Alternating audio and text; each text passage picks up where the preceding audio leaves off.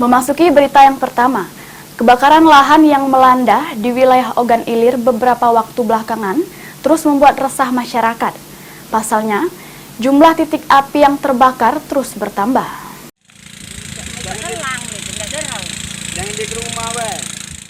Menurut Kepala BPBD Ogan Ilir, Edi Rahmat, bahwa kebakaran lahan di wilayah Kabupaten Ogan Ilir terus terjadi di beberapa titik yang berbeda. Dalam satu titik lahan yang terbakar bervariatif, dari 1 hektar hingga 5 hektar, membuat jumlah luas di lahan terbakar terus bertambah. Berdasarkan data BPBD Ogan Ilir, luasan terbakar sudah bertambah hingga 270 hektar dari sebelumnya hanya 130 hektar. Jumlah ini didata dari berbagai kecamatan di Kabupaten Ogan Ilir. Namun yang terbanyak titik terbakar di Kecamatan Indralaya, Indralaya Utara, dan Pemulutan.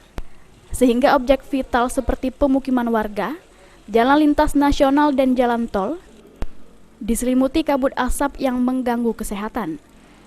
Masyarakat tetap dihimbau untuk tidak membuka lahan dengan cara membakar lahan.